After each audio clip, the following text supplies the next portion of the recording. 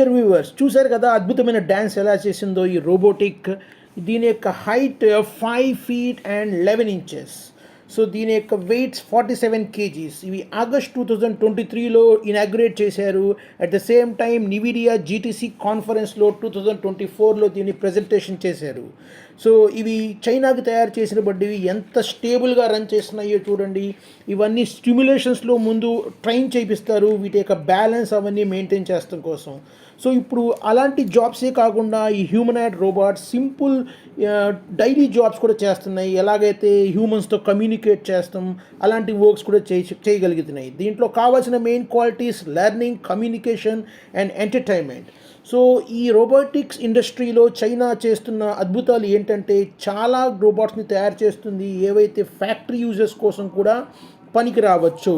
So అలాంటి వాటి ఉండటం వల్ల చాలా లిమిటేషన్స్ తగ్గుతున్నాయి. సింపుల్గా హ్యాండ్ లిమిటేషన్స్ ఏవైతే ఉంటాయో వాటినన్నింటినీ మనం తగ్గించగలిగితే that will be better thing here.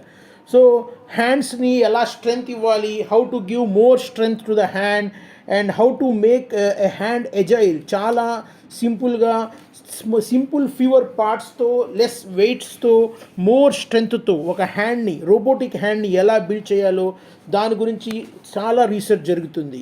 So వీటిని చేస్తాం కోసం ప్రతి మూమెంట్ ట్రైనింగ్ అన్నీ చేస్తారు. సో వాటిని సిమ్యులేషన్స్లో చూసి 3D సిమ్యులేషన్ డేటా కావాల్సినంత ట్రైనింగ్ కోసం ఇస్తారు. సో దాని ద్వారా ఈ యొక్క హ్యూమనాయిడ్ రోబోట్స్ ఆ మూమెంట్స్ని రిప్లికేట్ చేసి వాటి యొక్క స్టెబిలిటీని మెయింటైన్ చేస్తానికి ట్రై చేస్తాయి. చాలా వాటిలో ఫెయిల్ అవుతాయి కానీ మళ్ళీ రిపీటెడ్గా ఈ సిమ్యులేషన్స్ చేస్తాం వల్ల 3D డేటా వలన అవి చాలా ఈజీగా నేర్చుకుంటాయి. ఈ లెర్నింగ్ ప్రాసెస్ని రీఎన్ఫోర్స్మెంట్ లెర్నింగ్ అని అంటారు. సో వీటిలో చిన్న గ్యాప్ ఎక్కడైతే వస్తుందో రియల్ టైమ్ ఎన్విరాన్మెంట్లో సిమ్యులేషన్లో ఆ గ్యాప్ కనపడుతుంది.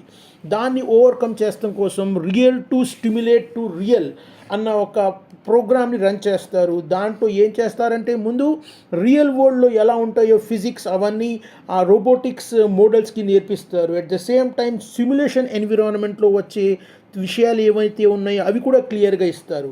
దీన్నే అంటారు డెల్టా యాక్షన్ మోడల్.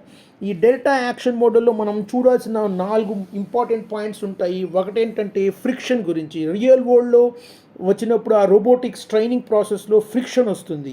దాంతోపాటు గ్రావిటీ కూడా ఉంటుంది. సిమ్యులేషన్ ఎన్విరాన్మెంట్లో గ్రావిటీ ఉండదు. At the same time different type of vision impairments, అంటే పిక్చర్ క్లారిటీగా కనపడకుండా విజన్ బ్లాకేజ్ జరుగుతాయి. అవన్నీ హ్యాండిల్ చేయాల్సి వస్తుంది. సో మెయిన్గా దాంట్లో torque is one more thing wear tear and fair of the parts will be there. ఎప్పుడైతే humanoid robots truly human like స్ట్రక్చర్తో రన్నింగ్ చేయగలవు, వాక్ చేయగలవు, అప్పుడు మనం చెప్పగలము. సో వీటి యొక్క ప్రైస్ రఫ్లీ ఇట్ గోస్ నియర్ $90,000. సో ఇలా డిఫరెంట్ సిమ్యులేషన్ ఎన్విరాన్మెంట్స్లో వీటి రన్ చేసి వీటి యొక్క బ్యాటరీ పవర్, వీటి యొక్క కెపాసిటీ ఏముందో అవన్నీ ఫస్ట్ వెరిఫై చేస్తారు. అవన్నీ చేసినాక ఇండస్ట్రియల్ ప్రాజెక్ట్స్లో వీటిని ఎస్టాబ్లిష్ చేసి వాటి యొక్క పెర్ఫార్మెన్స్ని వెరిఫై చేస్తారు. Then they can be used for the human socialization also. So ఇటువంటి ప్రాసెస్లో నడిసే ఈ ట్రైనింగ్ ప్రాసెస్లో డిఫరెంట్ యాక్టివిటీస్ నడుస్తాయి. వాటిలో ఈ సిమ్యులేషన్ ప్రాసెస్ ఒక మెయిన్ విషయం. రియల్గా ఇప్పుడు స్పోర్ట్స్ స్టార్స్ ఎలాగైతే డిఫరెంట్ మూవ్స్ చేస్తారో ఆ మూవ్స్ని కూడా సిమ్యులేట్ చేసి ఒక రియల్ వరల్డ్ ఎన్విరాన్మెంట్లో ఒక గేమ్స్ ఆడేటట్టు ఎలా ఉంటుందో ఆ ఎన్విరాన్మెంట్ని సిమ్యులేట్ చేస్తారు. సో ఇలాంటి సిమ్యులేషన్స్ జరిగేప్పుడు different category of muscle structures and ఇక్కడ చూడండి స్టెబిలిటీ ఎలాగైతే మెయింటైన్ చేయగలుగుతుందో ఒక రోబోట్ జంప్ చేసినాక దాన్నే మనం డిఫరెంట్ టెక్నిక్స్ ఉన్నాయి.